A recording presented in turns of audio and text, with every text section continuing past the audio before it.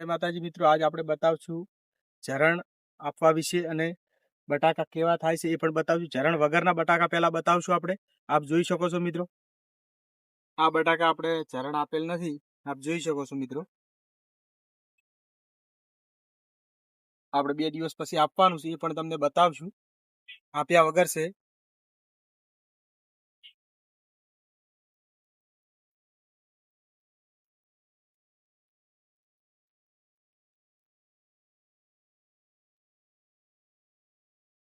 ભૂરા ભૂરા દેખાય છે ને પાછા. આપણે 3 દિવસ અગાઉ અમે ઝરણ આપેલ છે. આપ જોઈ શકો છો મિત્રો. આપ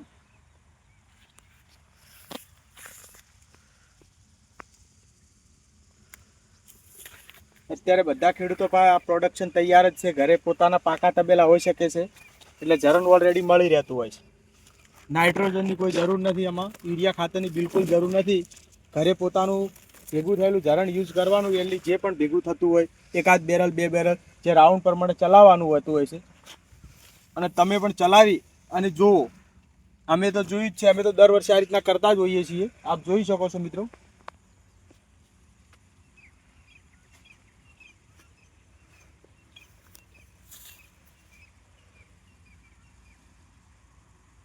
વાત કરી હતી એ આગળ બતાવશું. આપણે આગળ એવું બતાવવાનું છે કે જે ખેતરમાં આપણે સાણીઓ આપી છે ને એના અંગત આપણે NPK નહીં આપો ને તો પણ ચાલશે.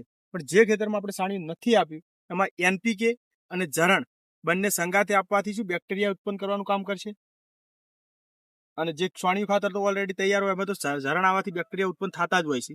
એટલે એમાં કોઈ આપવાની જરૂર નથી, પણ આપવું હોય તો પણ આપી શકતા હોઈએ છે. અને નાઇટ્રોજન આપવાની કોઈ જરૂર પડતી નથી. આપ જોઈ શકો છો મિત્રો, આપણે આ ખેતરમાં વાપરીને 3 દિવસ પહેલા યુઝ કર્યો છે આપણે. આપ જોઈ શકો છો મિત્રો.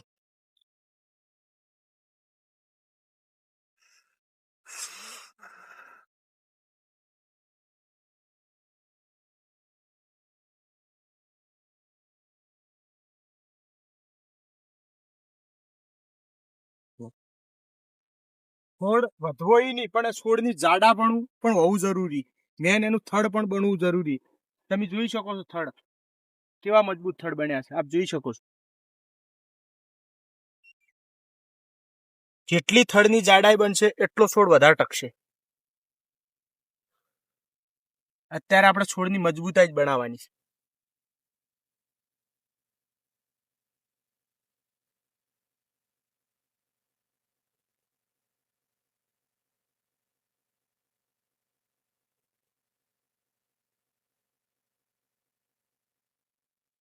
જય માતાજી. આજનો વિડીયો અહીંયા પૂરો કરું છું. નવા વિડીયોમાં આપણે બતાવશું કઈ રીતે આપીશું એ પણ બતાવશું. અમારી ચેનલને લાઈક કરો, શેર કરો, કમેન્ટ કરો, સબસ્ક્રાઇબ કરવાનું ભૂલતા નહીં. જય માતાજી.